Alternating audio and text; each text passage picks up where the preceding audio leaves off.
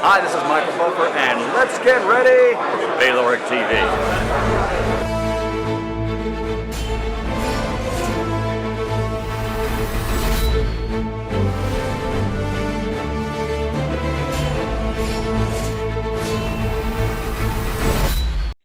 Good morning, good afternoon, good evening, wherever you are in the world. My name is Ingram Jones, and I have with me an interesting character, to say the least, one that has got a lot to talk about in boxing and being a former fighter himself, the one and only Jonjo Finnegan. Jonjo, how are you? Yeah, I'm all good, Ingram, all good, mate. Thank you. Thank you so much for taking the time to talk to Bayloric TV. No problem at all, mate. It's a busy time at Bayloric HQ at the moment. We're trying to get round the opinions of people within Yeah, boxing. I bet. Of Kovalev versus Ward. But before we talk about Kovalev versus Ward, people can ask who don't know who you are. Who is Jonjo Finnegan? I'm a former. I was decent amateur in decent amateur boxing, but I had 28 pro fights. It was all going pretty well till my last fight, really. I think I was something like I think I was 14th in the country. About 17 super middleweight at one time. But in my last fight, unfortunately, I was in a fight in an international masters title fight. And going into the sixth round, I was up on. I don't think I lost a round actually. I think I drew a round. Going into the sixth round, I got caught with a shot.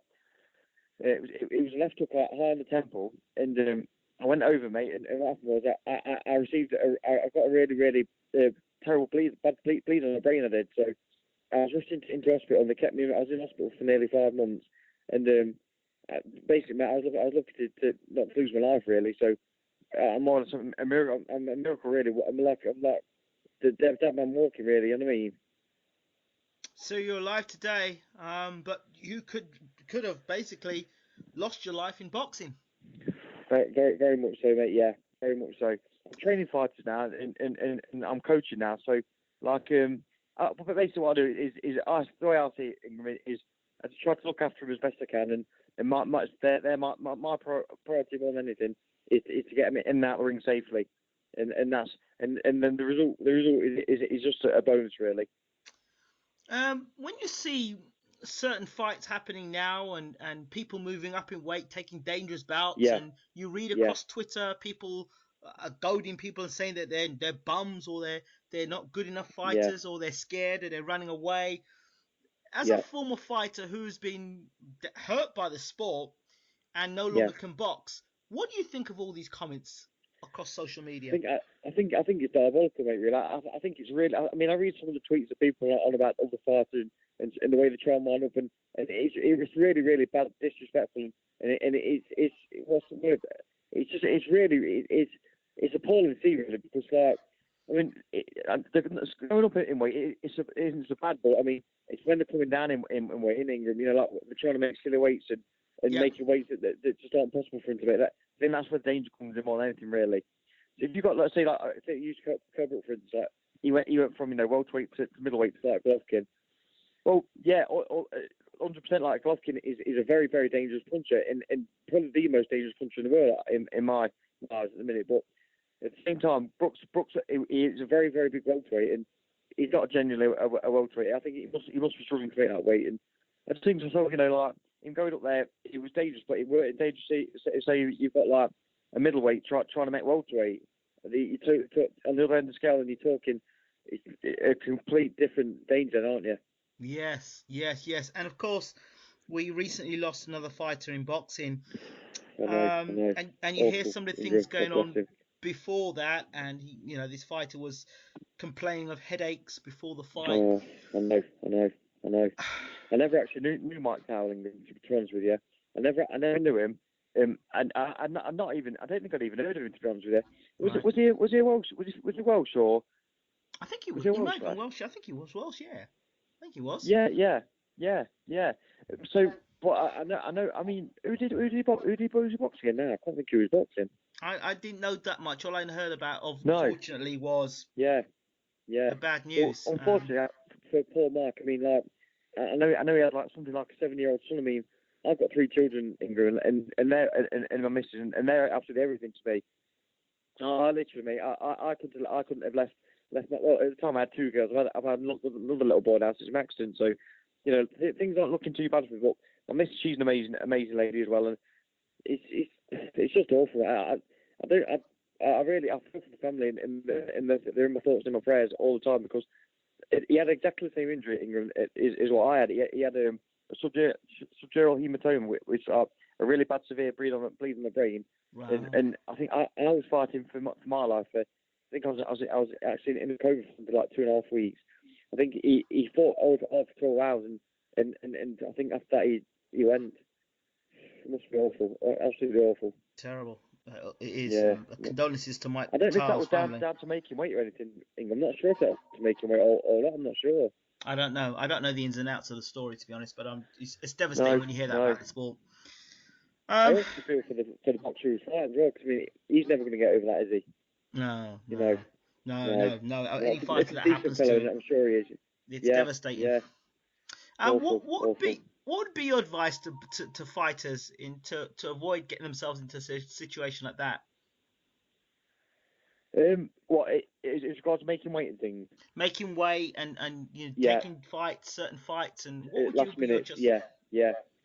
My advice, it would be literally to look at your weight, and if you're 3-4 pound above the weight they want to fight at, say 4 or 5 days before, just knock it back and turn it down, because if you're fit at that weight as well, I mean, if you've not been training, you shouldn't be in there anyway. But so if you're fit at that weight as well, and like you're nowhere near the weight, you're asking for trouble, aren't you? Yeah. In my opinion, anyway. Yeah, definitely. So what I'd say is monitor your weight very carefully. And if you're super weight, you're walking around super weight, and you promoter or your trainer rings and said, listen, we've got a fight for you next week. It's down at middleweight. You've got to be 11-6 or whatever. But can you do it? I'd say you just got to be honest. You've got to say no. I can't do it. If it means doing it, I've got to run it off and skip it off and all the rest of it. And I'd just turn it down, no matter what the money is, whatever. Your life's worth more than any paycheck in it, Ingram. Yes, I agree with you totally. Yeah, definitely, mate. Some great advice there, Jonjo. Let's talk about the big fight this weekend, Ward versus Kovalev. Yeah. What are your thoughts? Can't wait for this one. Really can't wait for this one. I thought so. I'm up and I'm at one scale and the other with Ingram. I'm like, one bit of my mind's thinking, Ward's going to be too clever and he'll outbox him and he should, and Kovalev shouldn't get anywhere near him. Then I'm thinking, but Kovalev's not a bad. He's a little bit like Golovkin, sort of in a way. He reminds me of Golovkin in a way that he's a big puncher, but he can also box. He is quite skilled. People underestimate Kovalev's boxing ability, don't they? I mean, you watch him against Hopkins, and he was out boxing Hopkins at one time, wasn't he? And he hurt Hopkins.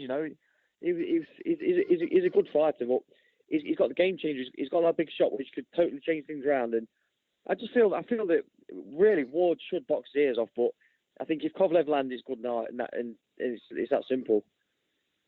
So you're going with Kovalev by knockout and Ward by points? Yeah, I can't actually put my finger on it. If I was going to put money on it, I'd tell you what, it wouldn't be much money because I really can't. I think I'm more probably Ward points than Kovalev knockout, but I just can't help thinking that something in the back of my mind saying to me, if Kovalev catches him, which he could catch him, Ward's going. Okay. Yeah. Another fight that is up in the, everyone knows in the UK at the moment. Dillian Whyte, okay. Derek Chisora. Your thoughts? I've got to go. I like both fights. Dillian's a good lad. He's up and coming. He's a bit younger, a bit fresher. I'd say a little bit more hungry for it in a minute. I'm going to go Dillian, but can you say by knockout? Because I mean, Chisora's durable lad. He's done rounds with all the big boys, hasn't he? Yes. So I'd probably say Dillian probably grind him down and stop him in like somewhere around 10-11. But if not, I'd say points. But if Dillian's fit and sharp and ready for it, he'll have the ability to beat 1 point as well. But Derek's a tough old yardstick now, and he's a gatekeeper these days, and that's where I see him. He's a little bit of a gatekeeper these days, isn't he? Okay. So I'll go. I'm going to call it. I'm going to say Dillian late stoppage. Okay. I'm going to throw one more in, and this is a bizarre Yeah. one. I just got off the phone talking to Abel Sanchez, and I put 2 fights to him. The first one, Golovkin versus Froch. That one I wasn't so alarmed about. He said he'd be happy to take that fight. The fight that alarmed me was Golovkin versus Pacquiao. Oh no. Oh. I shook my head. He said Abel Sanchez's words were, Bob Arum would accept the challenge, and if Bob Arum accepts the challenge, Pacquiao wants a challenge, we would fight Pacquiao. That's in my opinion. That's absolutely complete madness, isn't it? Well, you said it. But hold on. I asked him the same question. Would you take Golovkin up to light heavyweight and fight Andre Ward for the unified titles if Kovalev got beat? He said, "Oh, we'd have to sit down and talk about it." Yeah, there you go. That answers that one, doesn't it? So, what do you think? Your thoughts on GGG versus Pacquiao? I think first and foremost, I think that fight is completely and utterly it's laughable, really. I mean, Pacquiao's a little guy, and Golovkin's not the biggest. Remember, he's a big middleweight, isn't he? Really, he is. In my eyes, he is. So, I mean, I think if Marquez can hit Pacquiao clean and hurt him, Golovkin is a very, very good boxer. People think Golovkin's just a puncher, but he's not. He's got an unbelievable chin. He's got unbelievable legs, and his footwork and the way he moves is brilliant. But he's a great boxer, and I think that eventually he'd hit Pacquiao. And I think he'd knock Pacquiao out. Okay, that sounds pretty logical. I wouldn't want to see that. So I do really like Pacquiao. I've got a lot of respect for Pacquiao. I wouldn't want to see him in that sort of fight. I don't want to see it either. No. And just to close off, one more. Conor McGregor versus Floyd Mayweather. Skip Bayless said that. I know. It's exactly what Chris Bird did. He laughed. Did he? Said, he laughed. Skip Bayless said, Conor McGregor is the man. And Floyd Mayweather doesn't want any part of Conor McGregor. Yeah. What are your thoughts? I think, do you know what, Ingram? I'll be dead straight about this one, right? You put Floyd in a cage with Conor McGregor, and he'll rip Floyd's head off and break his arms and break his. You put Conor McGregor in a box room with Floyd Mayweather, and Floyd's just going to play with him and all night long, and he wouldn't even lose half a round. He'd just box his ears off. That simple. I would love to see that fight. Just for the spectacle. I'd definitely watch it, but it would be a laughing stock. He would make Conor look like a laughing stock, really, to be fair to money. It would be. Yeah, I think so. John, for those people who want to contact you or want to know more about you, how do they reach out, John?